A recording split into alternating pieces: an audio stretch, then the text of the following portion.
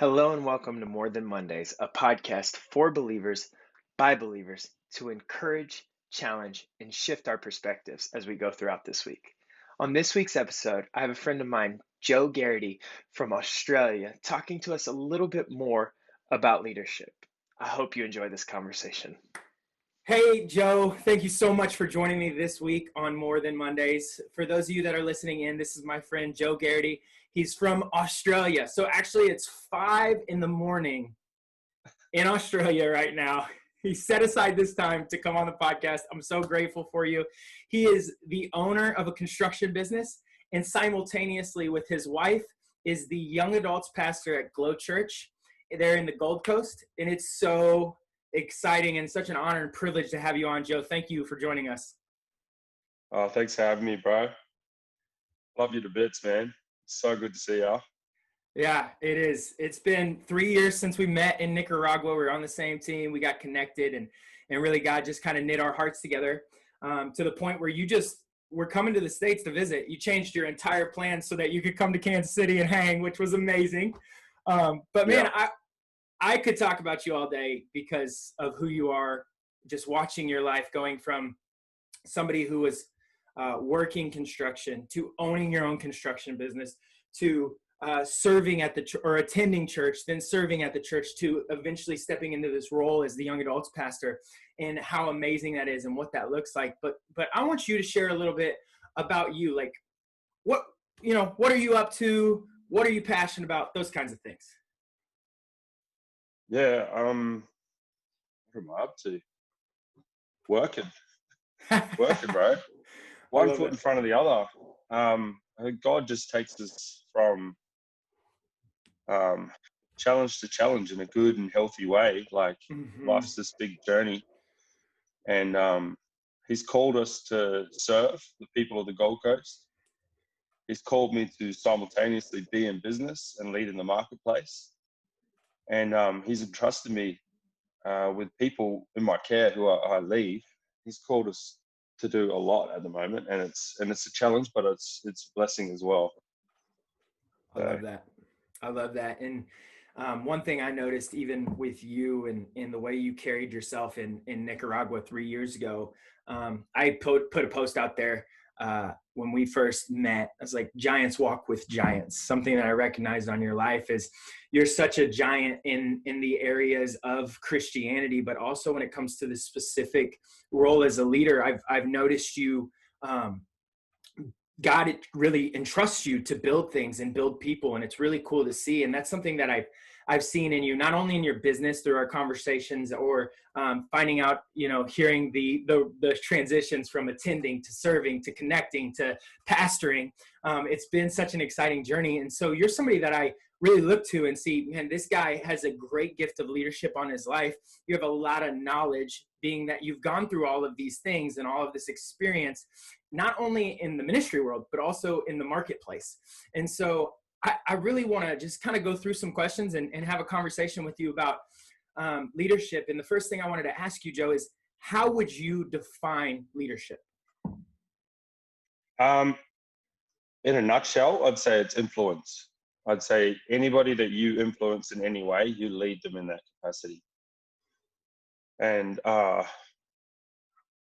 all boils down to that. It's like, who do you have influence? If you have influence over anybody, then you lead them.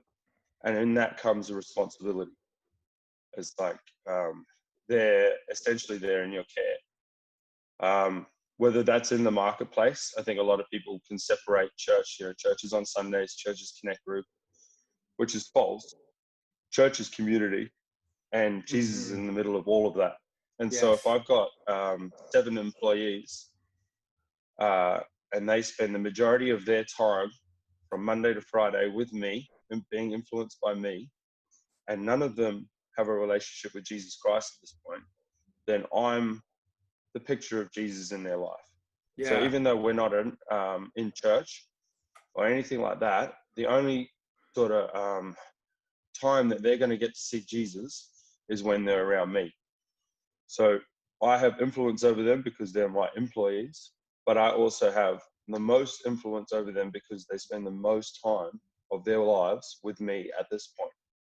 And so whether they work for me for a year or 5 or 6 months, I have a responsibility to make sure that they feel needed, that they feel known, and that they see Jesus Christ reflected in my life, in the way that I speak, the way that I talk to customers, the way that I treat my wife when she comes into work, the way that I treat and interact with all the other people. But man, those opportunities first thing in the morning when you're driving to a job or on the way back from work, when you get to tell them about Jesus Christ and how amazing he was in his life. And you get to sit there and explain the reasons why you do what you do. And when they say, "What'd you do on the weekend? Did you go out and get drunk? Did you do this?" And you're like, "Nah, I was in church, bro." Yeah. It's cool because you get to tell these stories. Like the amount of times I've told people about Nicaragua and our interactions over there on the missions field. And people are just like, "You did what? Yeah. What? That's crazy." Like people are interested and they get to hear this snapshot of like a life that doesn't revolve around work and struggling. It's like, 2 years ago, I went to Burma and built a school. I don't know anyone else has done that except for the people on the mission trip with me. Yeah. And people hear that stuff and they're like, "What kind of life are you living? And who is Jesus?" Right. Right. So, It's so true, and it's so important because our influence, I think a lot of people, and you said something that was so key in that piece, is church isn't what happens in the four walls of the building. It's no. actually what happens throughout the week. And that's such an encouraging thing as a leader, because you are influencing your young adults, and you're not just influencing by saying Sunday morning, telling them what to do, or when you have your gatherings, you're not just telling them what to do. You're actually leading it out in your life. You're showing them. And that's what a true leader does, is somebody who says and does what they say they're going to do. And so that's really such an encouraging, and the definition of leadership is influence. And I feel like I've had 3 of these conversations on leadership, and every single person has landed on influence. And that's so important. So as you've learned your influence, because I'm sure you were influential prior to these positions, and that's probably how you got to this place, what's something that you can share with us that you had to learn the hard way when you were in your process of becoming a leader and seeing how you were influencing other people? um, it's a good question. I would say there's a lot of lessons that I learned the hard way. I would say as a whole, myself, the way I learn is generally the hard way, which is a difficult way to live life. But that's the way the best lessons stick for me personally. I'd say the one thing that I would, when I get a chance to tell people, I'd say just don't stop putting one foot in front of the other. So I've been on a journey with God Really good. where I grew up in church, didn't have a personal relationship with Jesus, so I left the minute I could. As soon as my parents stopped making me go, I stopped going to church. I went out into the world and got really amongst it. Found out that Jesus Christ is the only answer and that there's nothing out there for me. So I came to church and I hit it 100 mile an hour. Served on every team, got hurt by people, and then quit and walked away again for another 3 years. And then the same conclusion happened. I came to realize I need to be in church because that's where God wants me, because he wants me to love God and he wants me to love people. And that's where my destiny lay. So I went back to church, and then from there I just resolved I'll put one foot in front of the other, and no matter what happens, no matter if I get tired or offended or hurt or anything like that, I'm just going to keep going. And for a while I attended, and then I made a commitment to be there every Sunday, and then I joined a connect group. And like, meanwhile, all of this is a roller coaster of emotions, of being tempted to go back out into the world, of being offended by people and not wanting to serve and fixing past hurts, stuff like that. But it's just, I just kept going and I made a commitment. And it's been like that ever since. Like, I got asked to serve on a team, so I committed to the team. I got asked eventually to lead a connect group, so I stepped up and led one. And it's just been one foot in front of the other. And it's a mirror image in business. Opportunities came in business to go out and start one. And, we've been through financial problems and troubles and lost jobs and all this sort of stuff. And you just get up every morning, put your boots on, and go to work and just see what opportunities God's going to bring you. Yeah. Because I feel like once you stop moving forward, that's when you're like, nothing happens then. You can't get past it. Yeah. And so like the biggest thing I tell any young adult that's just like struggling or hurt or offended, anything like that, I might just keep coming.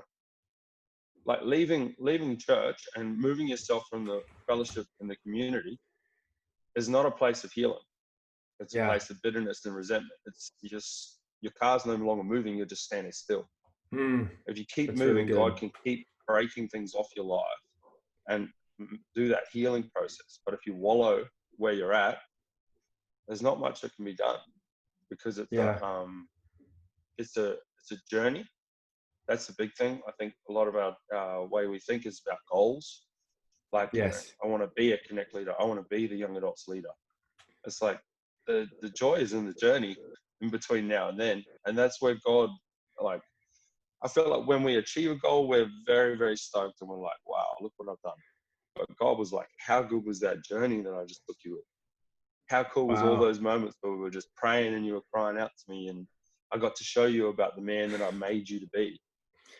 And like, I feel like the secret to happiness in this life is coming to know the joy of being in the journey with God. Because like, our whole life, there's no finish line. We just got to keep going. We got to Yeah. go from strength to strength, and we get the privilege of doing it for Jesus Christ. Yeah.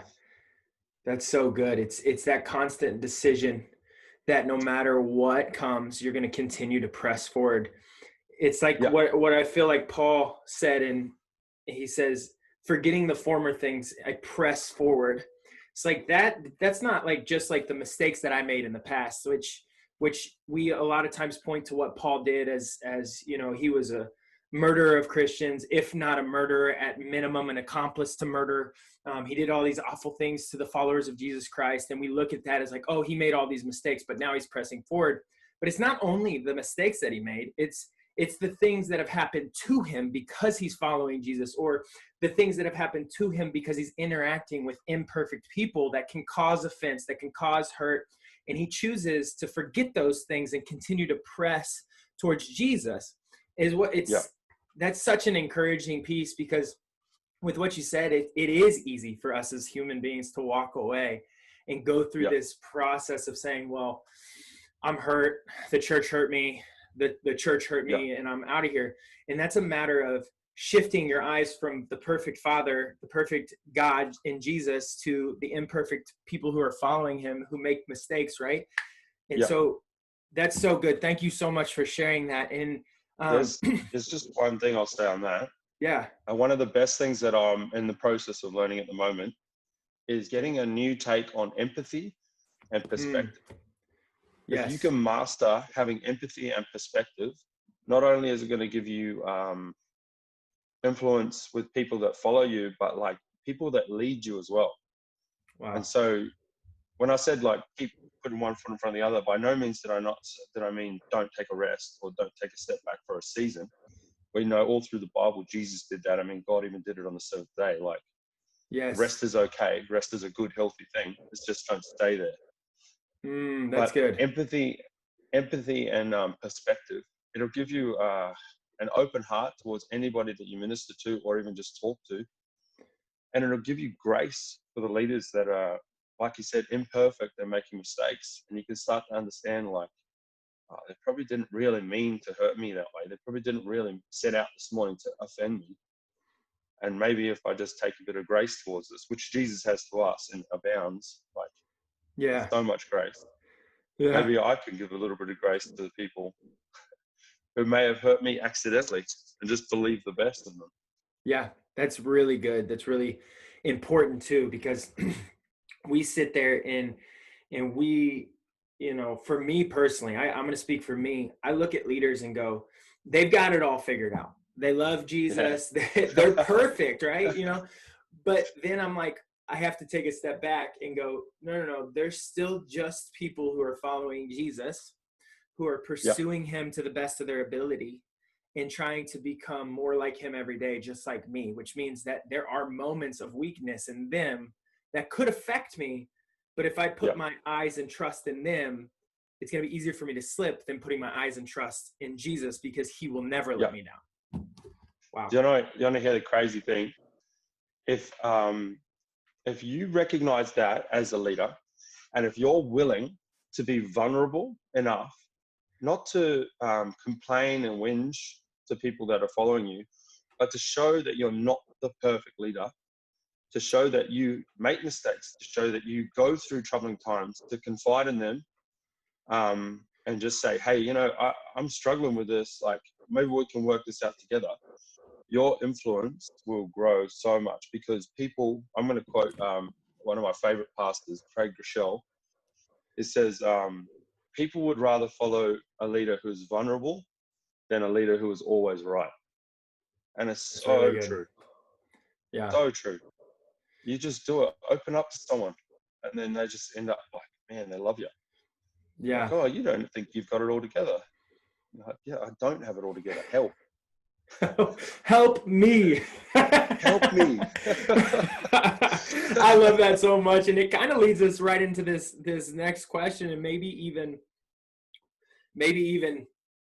answered this next question. But as you're thinking about that, and you think about leaders in business and ministry, which you have the unique ability and from both perspectives, what advice would you give them to develop as a leader?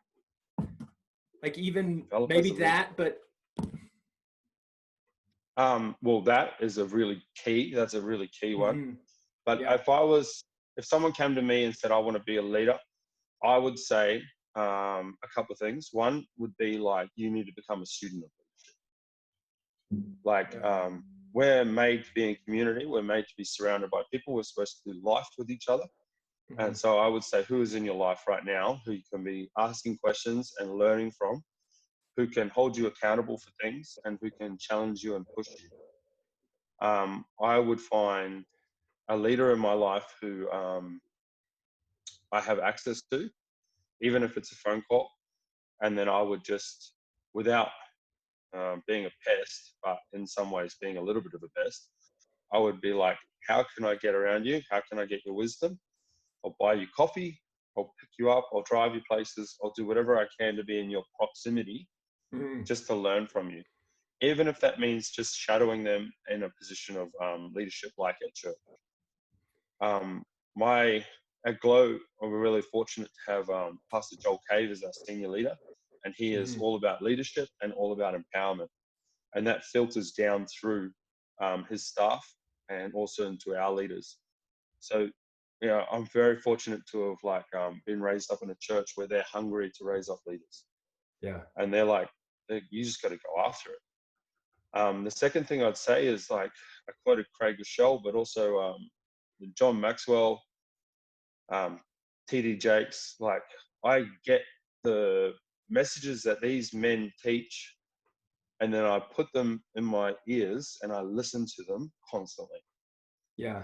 And I learn techniques, and I learn the way that people on a world level are leading, and I start to implement them and see if they work. And when they do, I learn more.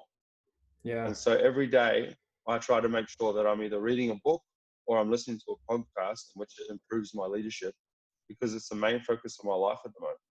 Yeah. Obviously, yeah, that works in all areas. Like grace, you want to learn about grace, read a book on grace, etc., etc. Yes, But that's really good. you just become a student of leadership.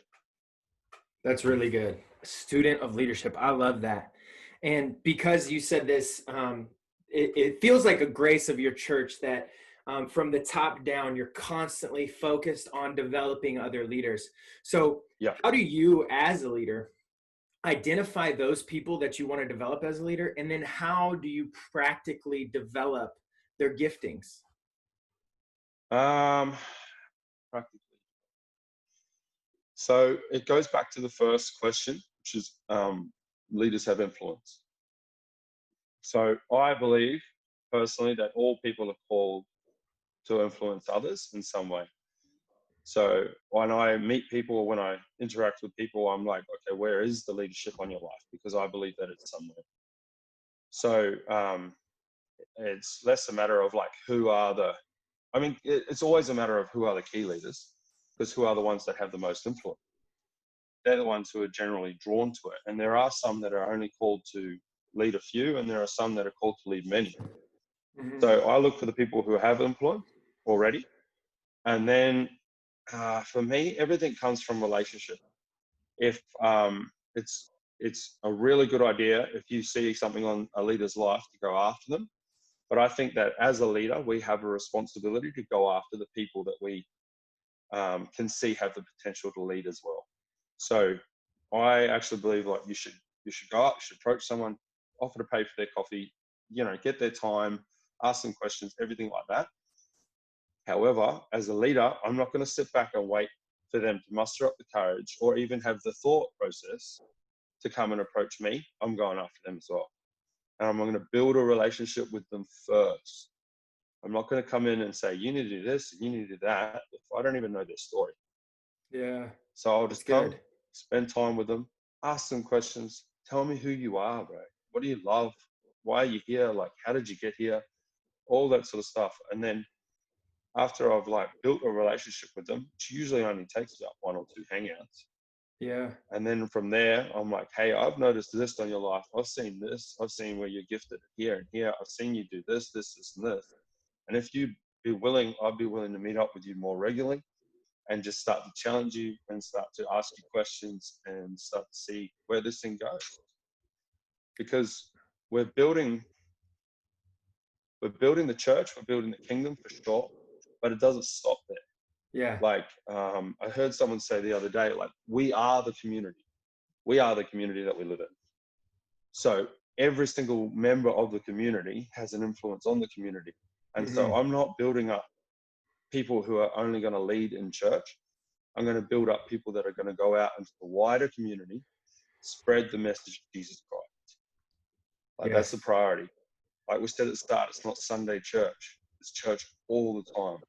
Mm-hmm. And whether you're in church or whether you're around church people, you still have to have that positive influence, which points back to Jesus Christ wherever you go, whether you're in the workplace or not. Like it's just wherever I go, I shine the light of Jesus. That's amazing, man. And I think that's so important because that's the way Jesus operated. I think we have too many Yep. people in this world that are like, I have a mentor and I talk to them like once a month, which there's a place for that. But with Yep. what you're saying and what you're doing, you're living life with these people to develop Yep. them and grow them. And that's what we saw Jesus do. He lived life and operated out of a place of relationship. And that's how they developed, not out of a place of, hey, give me a call in a couple weeks to let me know where you're at. Yeah. Or, let me Yeah. give you some hour-long advice and then just say, see you next month. Like, no, he walked with them. He lived with them. He ate with them. And that's what you're doing. And I love that. That's so encouraging. And as we kind of come to a close here, I honestly could talk to you all day long about this. You've got such wisdom. But I just want to give you space to do 2 minutes of encouragement. And this can be on anything. It could be on leadership topic if you want to continue that. Or it can be, maybe something that you felt like God was speaking to you, or even just like a practical encouragement, like go get them, Tiger. One of the biggest turning points of my life was realizing that there's no finish line in this. Like we're not surviving till we die. We're not aspiring to get to one point like marriage or leading significantly. It's like every single day is a journey. Mm-hmm. And whether we do it miserably or, we only enjoy the weekends and just hate our jobs or anything like that, like, we've got a long time to live and we've got a long way to go. And you might as well like set your time and effort into figuring out how to get the most joy out of life. And, Jesus Christ went to the cross for the joy that was on the other side of it. And the cross is done. Like he died on that cross for us. And so we get to have the joy now. Yeah. And there's, this life is wonderful. It can be difficult, but man, like we get to do it with the creator of the heavens and the earth. Yeah. And we get to do it with, like God intentionally made us, formed us in the womb, created a destiny for us, and then put us in a place with people that we can succeed in this life. And it's just about like figuring out who God's called you to be and what your purpose is day to day, and finding out what you really, really, really enjoy and going after it. Like if I could go in a time machine, I would go back to my younger self and I would say, do mission trips, bro. You'll find your heart and you'll find your joy there. I love that. And so I didn't do that until I was 28, maybe 30 was my first mission trip. But that doesn't mean I'll live in regret, because every day now I've been pointed towards like living my best life, doing what God's Yeah. called me to be, but looking forward to those mission trips and those mission fields where you get to meet wonderful people like yourself, Coop. Thank And you. like, I will say this though, Coop, like that trip with you and your church and your team, the Antioch Church, was where I discovered my gift of encouragement. Because it's all over you guys. It's all over your entire church. Like I didn't meet anybody that didn't have that gifting. Like it clearly flows through the whole church, right through you guys, all the leaders, everything like that. And when I came away from that mission trip, like, yeah, I had these amazing experiences, awesome life-changing experiences. But one of the most significant moments was that encouragement circle at the end. And ever since then, I've unlocked this gift on my life. Like that moment unlocked this Wow. gift on my life of encouragement. And it's just changed the way I speak to people. Yeah. And like, that's when I look back, like it's amazing how we spent maybe 2 weeks of our lives together. And I still look back fondly on that trip, but it's like, it influences my every single day. Wow. And that's the relationship, right? That's like God put people in your life for a significant reason to unlock things within you that you have, like giftings that you have. Yeah. And it changes your whole destiny and outlook. Yeah. That's real. That's real. That's amazing. Joe, thank you so much for your time. Thank you for this opportunity to connect with you. Thank you for getting up earlier than you typically do to have these conversations, man. I appreciate you. I look forward to chatting again soon. Awesome, bro. Thanks so much. Thank you for listening to this week's episode of More Than Mondays. I hope this conversation encouraged, challenged, and shifted your perspective as we start our week together. Remember, like and subscribe so you can get our new episodes every Monday at 8 a.m. God bless you.